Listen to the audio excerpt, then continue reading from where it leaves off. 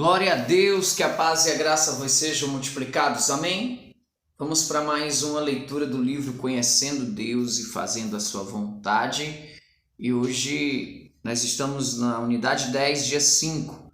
Vida no corpo é o tema de hoje. Então, vamos lá. Deixa eu orar por você. Pai, graças te dou pela vida dos teus filhos, que eles possam viver o teu sobrenatural, desfrutar teu poder, tua graça sobre a vida deles de maneira gloriosa e poderosa. Em nome de Jesus. Amém. E graças a Deus. Amém? Oh, glórias, aleluias. Louvado seja o nome do Senhor. Pronto. Começa assim. Quando permitimos que Deus nos ensine a viver eficientemente no corpo, podemos ver o amor e a unidade brotarem de uma forma que nunca vimos antes. Esse viver de forma eficiente no corpo começa quando cada indivíduo mantém um íntimo relacionamento de amor com Deus e se amplia à medida que todos os membros se relacionam corretamente com Jesus Cristo como a cabeça da igreja. Um relacionamento adequado com Deus é muito mais importante que prédios, orçamentos, programas, métodos, tamanho da igreja, número de funcionário ou qualquer outra coisa. As Escrituras têm muitas instruções sobre como os membros da igreja podem ser bem ajustados uns com os outros. A primeira tarefa vem aqui, mas eu não coloquei para você ver, mas eu quero que você pegue seu caderno, vou ler alguns versículos e você vai estar aqui marcando qual é a vontade de Deus nesses versículos. O que Deus está dizendo aqui com você, qual é a vontade dele. Vamos lá. Leia cada um dos versículos seguintes sobre cada um deles. Escreva uma frase curta, um resumo da vontade de Deus, com referência ao relacionamento correto do corpo da igreja. Se quiser, pode olhar esse versículo na Bíblia, de modo a examinar o contexto em que eles se encontram. Amém? Glória a Deus. Então vamos lá. Romanos, capítulo de número 14. Romanos, capítulo 14, versículo 1, 12 e 13. Ora, ao que é fraco na fé, acolhei-o, mas não para condenar-lhes os escrúpulos. Assim, pois, cada um de nós dará conta de si mesmo a Deus. Portanto, não nos julguemos mais uns aos outros. Antes seja o vosso propósito não por tropeço ou escândalo ao vosso irmão. Qual é a vontade de Deus aí? 1 Coríntios 10, verso 24 diz assim, ninguém julgue o proveito próprio, ninguém busque o proveito próprio, antes cada um de outro. Qual a vontade de Deus aí? Efésios 4, 25. Pelo que deixa a mentira e falai a verdade, cada um com o seu próximo, pois somos membros uns dos outros. Amém? Qual a vontade de Deus? Você escreve aí no seu caderno, tá bom? Efésios 4, 29. Não saia da vossa boca nenhuma palavra torpe, mas só a que seja boa para a necessária edificação, a fim de que ministre graça aos que a ouvem. Qual é a vontade de Deus aí? Efésios 4, 31, 32. Toda amargura e cólera, ira e gritaria e blasfêmia seja tirada dentre vós, bem como toda malícia. Antes sede bondosos uns para com os outros, compassivos, perdoando-vos uns aos outros, como também Deus vos perdoou em Cristo. Qual é a vontade de Deus aqui? A vontade de Deus nesse versículo, Efésios 5, 19 e 20, falando entre vós em salmos e hino e cânticos espirituais, cantando, salmodiando ao Senhor no vosso coração, sempre dando graças por tudo a Deus o Pai, em nome de nosso Senhor Jesus Cristo. Escreve aí qual é a vontade de Deus. Efésios 5, 21, sujeitando-vos uns aos outros no temor de Cristo. Escreve aí qual é a vontade de Deus.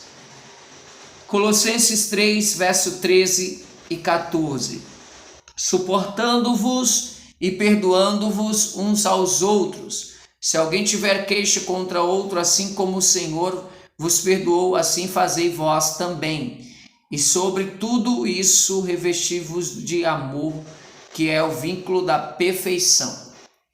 Então, escreve aí qual é a vontade de Deus, né? Ao ler o Novo Testamento, encontramos muitas orientações que nos falam especificamente sobre como o povo de Deus deve viver em relação ao próximo. Essas instruções não estão na Bíblia apenas para serem decoradas, analisadas, discutidas. Elas foram escritas a fim de que você saiba como experimentar a vida abundante em Cristo. Quando você tiver dúvida a respeito da aplicação da Bíblia à sua vida, leve essas preocupações ao Senhor. O Espírito Santo pode ensinar você a compreender a verdade espiritual. No estudo feito dos textos acima, você deve ter se deparado com as seguintes instruções. Primeiro, seja paciente e receptivo para com aquele cuja fé é fraca ou são imaturos. Segundo, não seja apressado em julgar os outros em assuntos complexos que são passíveis de discussão. Terceiro, não seja egoísta, procure o bem dos outros, mesmo que isso lhe custe algum sacrifício. Quarto, seja absolutamente verdadeiro em tudo o que você disser. Quinto, não seja crítico, não destrua as pessoas com a língua. Não centralize sua conversa em assuntos que não sejam saudáveis. Seja um encorajador, ajude as pessoas a crescerem. Pense nas necessidades das pessoas enquanto conversa com elas. Perdoe os outros, assim como Cristo perdoou você. Não permita que nenhuma raiz de amargura permaneça entre você e outras pessoas. Livre-se do ódio, da luta interna. Não difame as pessoas. Não procure intencionalmente ferir as pessoas, quer seja física, emocional ou espiritualmente. Sétima, procure encorajar as outras pessoas na adoração. Vive em harmonia. Oitava, morra para si mesmo diariamente e submeta-se ao seu próximo. Faça isso em reverência a Cristo, que submeteu a si mesmo até a morte na cruz em seu lugar. Nona, seja paciente com os outros, até mesmo quando lhes tenham tratado mal ou ofendido. Perdoe até mesmo as piores ofensas, como Deus sempre faz. Devemos nos amar uns aos outros. Esta unidade de estudo não é suficiente para eu compartilhar tudo o que gostaria a respeito deste assunto. Talvez você termine a lição de hoje dizendo: gostaria que Harold tivesse dito o que fazer nessas circunstâncias. Bem, eu tenho boas notícias para você. Você não precisa que eu faça isso. O Deus que levou a igreja aqueciva a funcionar como o corpo de Cristo é o mesmo que está presente em sua igreja. Cristo está presente e ele é a cabeça de sua igreja. Você não precisa que eu lhe dê um método, precisa de instruções que sejam especialmente preparadas para a sua igreja pela cabeça da igreja. Essas instruções serão as melhores possíveis. Vou aproveitar o resto do espaço para compartilhar alguns assuntos que Deus poderá usar em sua vida ou em sua igreja. Um relacionamento pactual no corpo de Cristo. Em 1 Coríntios 12, 7 e 18, Paulo diz que é Deus que acrescenta membros ao corpo como lhe parece bem. Ele os adiciona ao corpo visando ao bem comum do corpo inteiro. Quando Deus acrescentava um membro à nossa igreja, tínhamos motivo para regozijar. Quando uma pessoa se tornava um membro de nossa igreja, imediatamente começávamos a falar sobre o que significa ser membro do corpo de Cristo. Como pastor, eu costumava levar a igreja a estabelecer um relacionamento de pacto com a pessoa. Um pacto é uma espécie de compromisso ou acordo, embora eu variasse o processo dependendo da experiência da pessoa. O estabelecimento do pacto era mais ou menos assim. Eu costumava pedir à pessoa que desejava se tornar membro de nossa igreja para compartilharem de forma sucinta seu testemunho pessoal. Em seguida eu pedia para responderem o seguinte: você afirma diante desta congregação que Jesus é o seu Salvador e Senhor? Você já obedeceu ao Senhor Jesus Cristo em relação ao batismo? Ou você deseja obedecer ao Senhor Jesus em relação ao batismo? Você tem certeza de que Deus o está acrescentando a esta congregação do corpo de Cristo? Diga-nos como foi que você sentiu que Deus o está acrescentando a este corpo. Eu costumava então dizer à pessoa que Deus não a estava acrescentando à igreja acidentalmente, e que se Ele a estava acrescentando à nossa igreja é porque queria fazer alguma coisa por intermédio de sua vida, a fim de nos tornar mais completos. Você permitirá que Deus trabalhe por seu intermédio para tornar este corpo mais completo. Você vai abrir sua vida para permitir que este corpo ministre a você de forma a tornar você mais completo? Depois que a pessoa testemunhava respondendo a essas perguntas, eu me voltava para a congregação e perguntava: depois do testemunho que ouviram, vocês acreditam que Deus está acrescentando esta pessoa à nossa congregação? Vocês desejam abrir a vida a esta pessoa para permitir que Deus trabalhe em vocês por meio dela? Vocês estão prontos a permitir que Deus trabalhe por meio de cada um de vocês para ajudar esta pessoa a se tornar tudo aquilo que Deus quer para ela? Depois eu lembrava à igreja o seguinte: ninguém sabe o que vai acontecer com esta pessoa nos dias que virão. Deus pode estar acrescentando à igreja porque sabe que ela precisará de nossos cuidados. Vocês querem estabelecer um pacto com ela no sentido de permitir que Deus os use para ajudá-la a se tornar tudo aquilo que Ele deseja que ela seja? Se vocês assim se comprometem, fiquem em pé. Vamos agradecer a Deus o que Ele acaba de fazer ao acrescentar essa pessoa. Porque Deus adicionou esta pessoa à nossa igreja, Ele fará alguma coisa para que cheguemos mais perto daquilo que quer que nós sejamos. Costumávamos levar muito a sério esse relacionamento pactual. Certa vez uma moça me pediu para retirar o seu nome do rol de membros da igreja. Ela havia se ligado a uma seita. Disse-lhe eu: não podemos fazer isso. Nós estabelecemos um pacto sagrado com você. Cremos que você está cometendo erro ao tomar essa decisão. Embora você tenha quebrado sua parte do pacto, nós somos obrigados a respeitar a nossa parte. A nossa igreja é sua família e continuará a amá-la e a orar por você. Sempre que precisar de nós, aqui estaremos esperando por você. 6 meses depois ela voltou. Ela reconheceu que tinha sido enganada. Ela disse: muito obrigado por continuarem me amando. Muito obrigado por não terem desistido de mim. O corpo de Cristo é isso. O corpo cuida de cada um de seus membros, de modo que juntos todos os membros se tornam mais completos no amor em Cristo. Vamos aqui para mais uma tarefa, então. Pegue a Bíblia e leia mais uma vez 1 Coríntios 12. Desta vez peça a Deus para lhe falar sobre sua igreja, como ela poderia funcionar melhor como o corpo de Cristo. Peça a Deus para falar-lhe sobre seu relacionamento com o corpo de Cristo. Escreva qualquer coisa que você perceber que Deus está lhe dizendo por meio de sua palavra. A minha igreja. Escreve aí. A mim.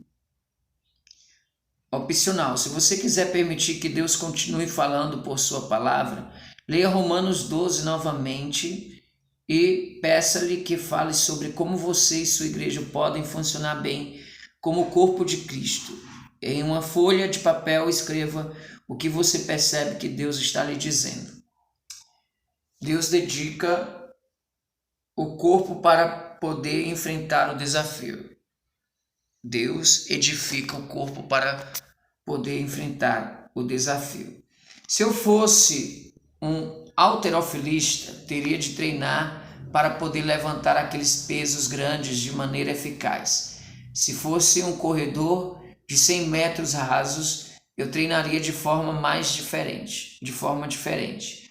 Quando quero fazer um serviço bem feito, treino meu corpo de forma correspondente ao desafio que tenho de enfrentar.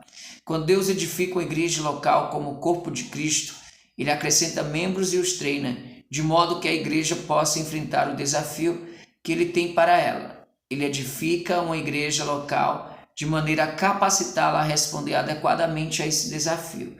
Assim, Deus poderá realizar determinada tarefa por meio do corpo.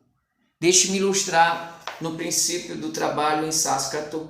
Nossa igreja tinha cerca de 15 a 20 pessoas. Percebemos que Deus queria nos usar para plantar igrejas em cidades e vilas em todo o Canadá. Orando a esse respeito, sentimos que Deus queria trabalhar por nosso intermédio para ganhar os estudantes da universidade. Chegamos à conclusão de que, se fôssemos fiéis e testemunhássemos naquele campus universitário, Deus salvaria muitos daqueles estudantes. Se fôssemos fiéis posteriormente em envolvê-los na vida do corpo, críamos que Deus chamaria muitos deles para serem pastores, obreiros na igreja e missionários no próprio Canadá. Tínhamos dois grandes problemas. Não havia na igreja nenhum estudante universitário e não sabia como fazer esse trabalho, mas tínhamos uma responsabilidade. Começamos a orar e observar a fim de ver o que Deus ia fazer para tornar-nos o tipo de corpo que pudesse para cumprir seu propósito em relação ao campus universitário. As primeiras pessoas que batizei foram um professor da universidade e sua filha. Então Deus começou a trazer outros estudantes para a igreja e o corpo começou a crescer. Deus nos levantou até Robert Cano, diretor da União dos Estudantes Batistas da Universidade do Texas.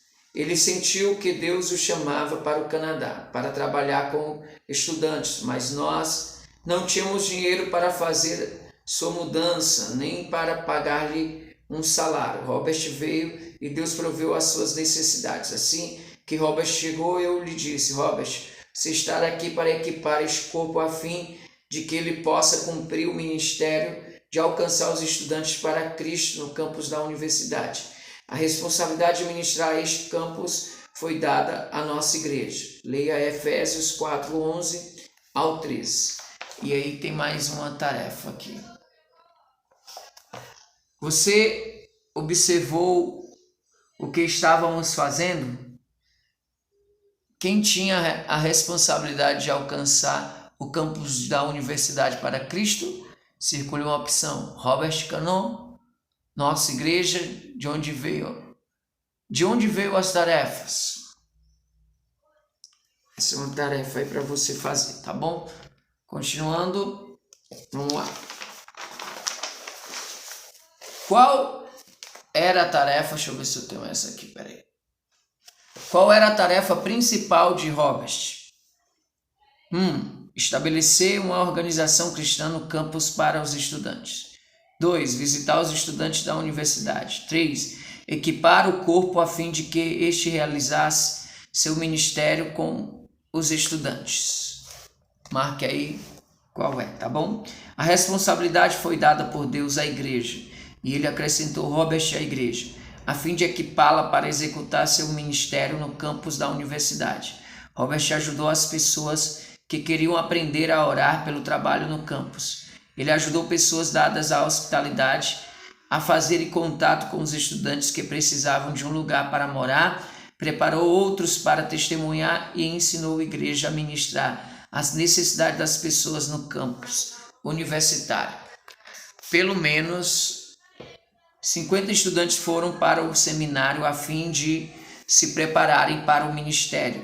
Muitos estão voltando para o pastorear igrejas. Deus edificou o corpo, deu-lhe uma responsabilidade e equipou de tal forma que pudesse fazer aquela obra por meio dos seus membros.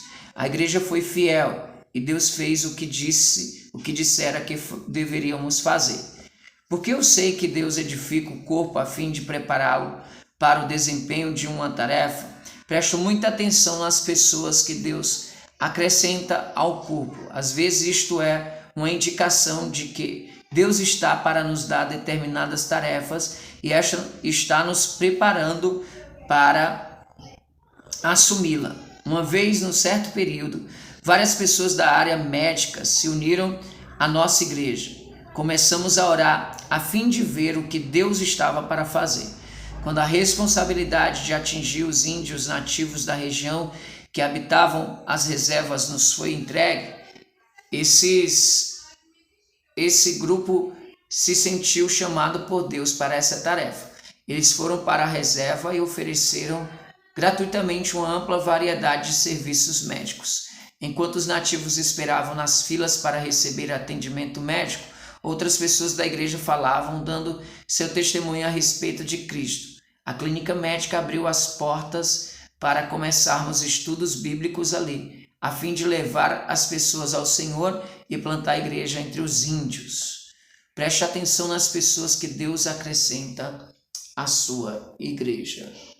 Bom, vamos lá. Última tarefa. Pense sobre as pessoas de sua igreja. Ore pedindo a Deus para guiar você e outras pessoas na igreja no sentido de identificar as tarefas que Ele já tem preparado para vocês. Alguma ideia veio à sua mente enquanto você orava? Escreva o que você pensou. Continue orando e pedindo orientação a Deus. Se as ideias se transformam em uma preocupação, compartilhe com outros membros do corpo o que você está pensando e sentindo. A reação deles pode ajudá-lo a compreender o que Deus está querendo fazer. Faça uma revisão do estudo de hoje. Ore pedindo a Deus que identifique as afirmações ou versículos que quer que você compreenda, aprenda ou pratique. Sublinhe-os e depois responda as perguntas. E aí aquelas perguntinhas de sempre, tá bom? Resumo: um relacionamento adequado com Deus é muito mais importante que edifícios, orçamentos, programas, métodos, tamanho da igreja, número de funcionários ou qualquer outra coisa. Deus não acrescenta pessoas à igreja local acidentalmente. Deus edifica o corpo a fim de prepará-lo para determinada tarefa. Deus edifica o corpo, dá-lhe uma tarefa e prepara-o para realizá-la. Vou prestar muita atenção nas pessoas que Deus acrescenta à igreja. Deixa eu orar por você. Pai, graças te dou por este tempo. Obrigado por tudo, Deus. Capacita-nos para ter essa visão de corpo. Senhor, como o Senhor deseja que cada membro esteja, como o Senhor deseja que cada um venha viver. Nos capacita em nome de Jesus. Amém. Deus abençoe e até a próxima semana.